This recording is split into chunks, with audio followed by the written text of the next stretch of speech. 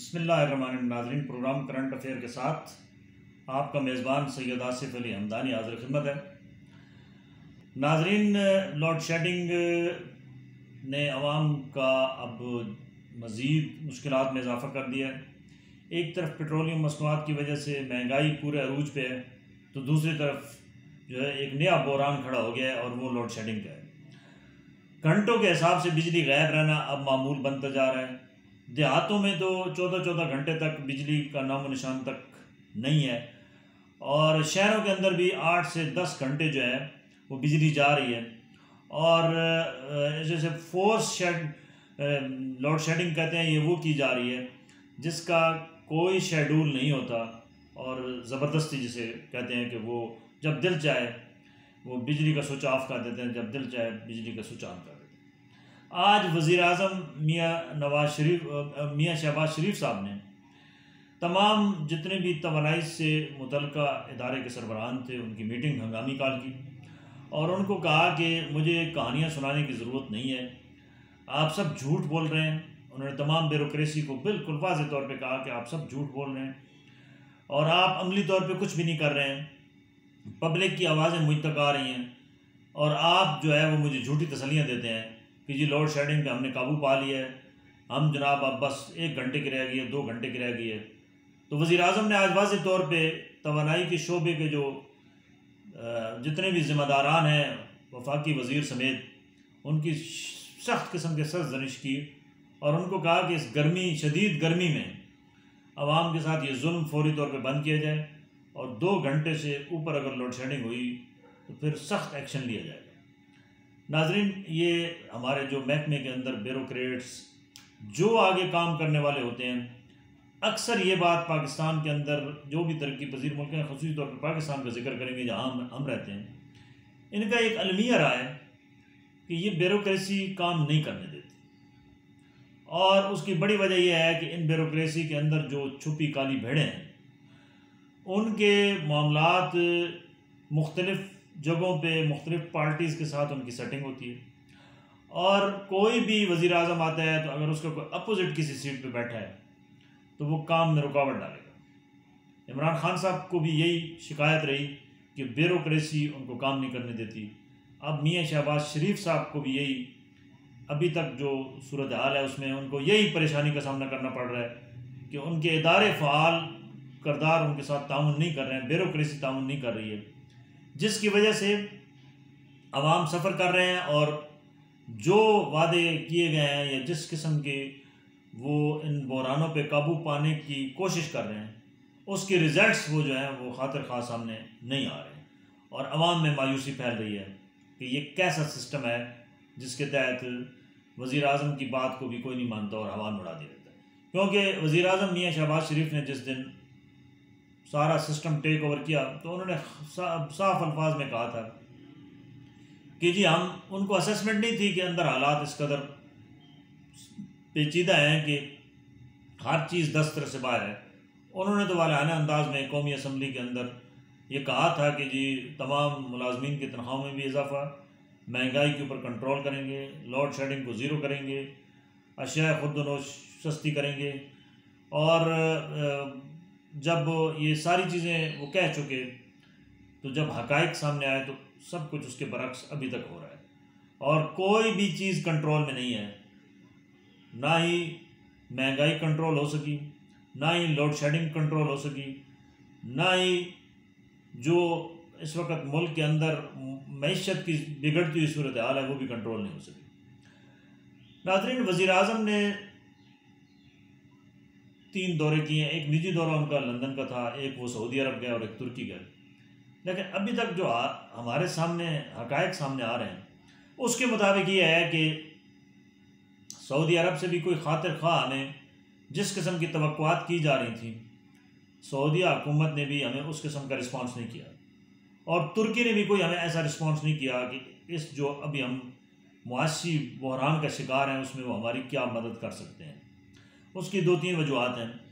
एक तो ये वजह है कि पाकिस्तान के अंदर सियासी अदम इस्तेहकाम है, जिसकी बिना पे कोई मुल्क कैसे किसी को कर्ज दे सकता है या किसी के उधार दे सकता है कि जी ये वापस कर देगा।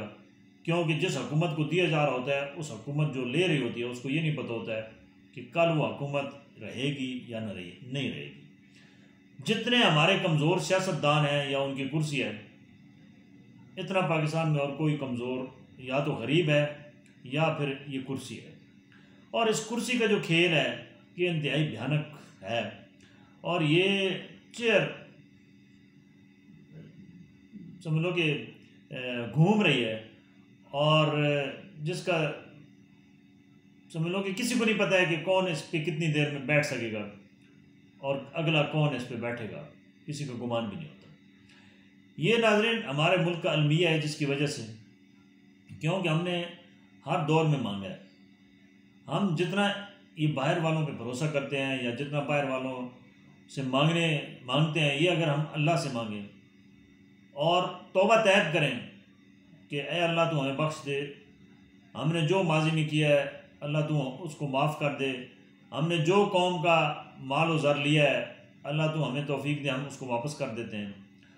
और अगर ये अल्लाह से माफ़ी मांगे तो शायद अल्लाह माफ़ कर देगा, क्योंकि ये हज़ाब है।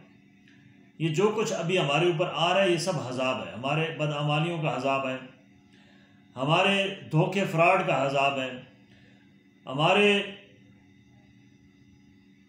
जो पेट के अंदर हराम कमा के खिलाते हैं बच्चों को उसका हज़ाब है, जो हम सूद की लानत में लिपटे हुए हैं उसका हज़ाब है। हमें तो ये चाहिए कि हम देखें कि हम किस चीज़ में बेहतर हैं, और ये हम तो किसी शोबे में भी नहीं बेहतर हैं, न दीनी लिहाज से न दुनियावी लिहाज से। दीन के अंदर भी हम झूठ बोलते हैं, दीन के अंदर भी हमने फ़िरकाबंदियाँ बनाई हुई हैं, दीन के अंदर भी हम जो है वो कमर्शलिज़म पे सारा कारोबार करते हैं, और सियासत भी हम सारा कारोबार करते हैं। हालांकि सियासत इबादत है और दीन जो है वो हक़ की सरबुलंदी के लिए है। इन दोनों शोबों का जो मकसद है उससे हट के ये सारा कुछ हो रहा है। नाज़रीन, जब तक हम अपनी डायरेक्शन दुरुस्त नहीं करेंगे, ये सियासतदान अपनी डायरेक्शन दुरुस्त नहीं करेंगे, ये कौम को बार बार धोखे नहीं देंगे,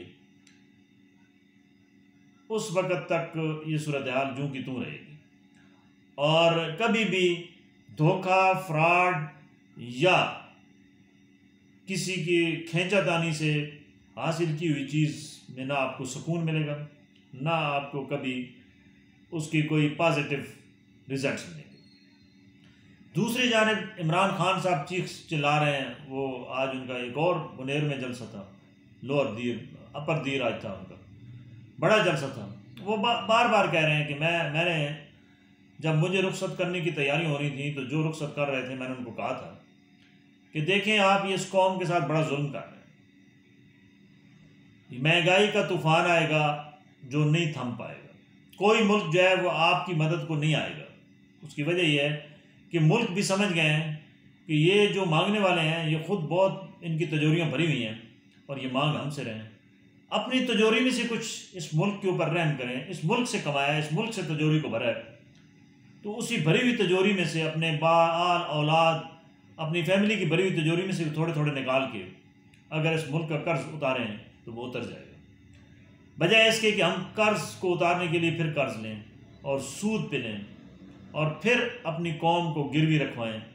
हर दौर में गिरवी रखवाया गया, और अब तो ये कौम भी इस कदर ढीठ हो चुकी है कि इसको परवाह नहीं। ये जिस कदर महंगाई का तूफ़ान है ये माजी में कभी नहीं देखा गया। और मज़े की बात यह है कि लोगों की रोज़मर्रा की मामूलाती ज़िंदगी वैसी की वैसी चल रही है। मैंने नहीं देखा है कि सड़कों पे लोग निकले हों कि जी हम इस महंगाई को या ये जो अभी इजाफी बोझ हमारे ऊपर डाला जा रहा है हम नहीं मानते। उसी तरीके से ट्रैफिक रवां दवा है, उसी तरीके से मज़दूर रवां दवा है, चाहे उसको कुछ बचे ना बचे, वो सुबह से शाम तक अपने बच्चों के लिए कुछ ना कुछ ले जाने की तमन्ना में रूगर्दा है। नाज़रीन, ये जितना भी अभी ये जो सिनेरियो है ये हमारे सियासतदान कब संभलेंगे, इनको ये अकल कब आएगी कि ये जितना टाइम ये इंतशार फैलाने पे लगाया जा रहा है या इंतशार को रोकने पे लगाया जा रहा है, यही अगर सर जोड़ के कौम की तकदीर बदलने के लिए और मैं कहूँगा कि जो भी जिनके खाते में इस मुल्क का पैसा पड़ा है उनका हक बनता है कि वो इस पैसे को वापस लाएं, क्योंकि ये 4 दिन की ज़िंदगी है, चले जाना है। ये पैसा आपका ना इस दुनिया में काम आ रहा है ना आखिरत में काम आ रहा है, बल्कि आखिरत में ये वबाल बनेगा जो आप अपनी औलाद के लिए करते हैं। हराम इकट्ठा करते हैं, बिल्डिंगें बनाते हैं, बड़े बड़े महल तामीर करते हैं, अरबों खरबों रुपए के कारोबार करते हैं हराम के पैसे से। तो क्या आप समझते हैं कि आपकी नस्ल हलाली होगी? कभी भी नहीं होगी। नाजरीन, ये बड़ा एक लम्हा फिक्रिया है और इसके ऊपर हर पाकिस्तानी को सोचना होगा। हराम हलाल की तमीज़ ख़त्म हो गई है, जिसकी वजह से ये मुआशरा ज़वाल की जानिब तेज़ी से जा रहा है। अब क्योंकि ये एक बात अया हो चुकी है कि जब भी किसी कौम पे ज़वाल आता है तो उसमें 5 निशानियां चेक कर लें कि उसके ये फरमाने इलाही भी है कि जब मेरी उम्मत में से किसी कौम पे ज़वाल आएगा तो उसकी 5 बड़ी निशानियां आपके सामने होंगी। नंबर 1, नाप तोल में कमी होगी, डंडी मारी जाएगी और मिलावट सरेआम होगी, गुनाह नहीं समझा जाएगा। नंबर 2, उस मुल्क के अंदर बूढ़े से लेकर छोटे बच्चे तक झूठ बोला जाएगा और वो झूठ इतना धड़ल्ले के साथ बोलेंगे कि वो सच ज़ाहिर होगा।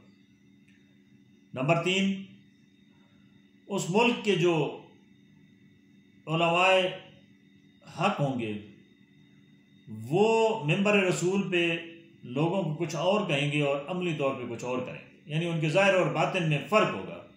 जो दीन की तरवीज, जो दीन के फ़रोग़ के लिए आपके सामने लोग खड़े होंगे, यानी वो उलमा। चौथा कहा गया कि उस कौम पे वक्तन फ़वक्तन ज़लज़ला और सैलाब की सूरत में झटके दिए जाएंगे कि वो संभल जाए, लेकिन वो नहीं संभलेगी। 5वां कहा गया कि उस कौम के ऊपर ऐसे जाबिर, जालिम और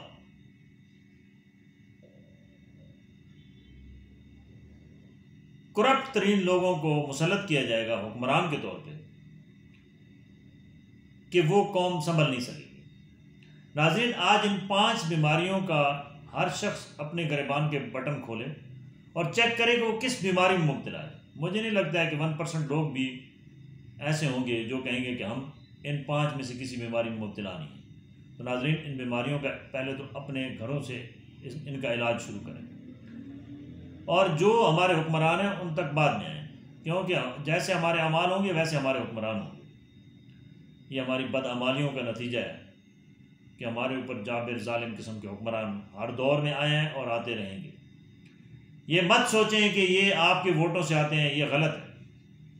कोई आपके वोटों से ना आता है ना जाता है, ये बात साबित हो चुकी है। तो लिहाजा नाज़रीन, अब आप पे मुनसर है कि आप अपने गिरदो नवाह में देखें कि इन 5 बीमारियों में से अगर आप मुब्तला हैं तो उस बीमारी का इलाज करें। तो मुझे उम्मीद है कि इंशाअल्लाह जल्द ही उस घर के अंदर भी जहाँ से हराम ख़त्म हो गया, जहाँ से ये ज़ख़ीरा अंदोज़ी ख़त्म हो गई, वहाँ इंशाअल्लाह कारोबार में बरकत होगी और उस घर के अंदर भी खैर बरकत आएगी। तो अपने गिरद नवाह के लोगों का ख्याल रखिए। बहुत शुक्रिया। अल्लाह पाक आमीन।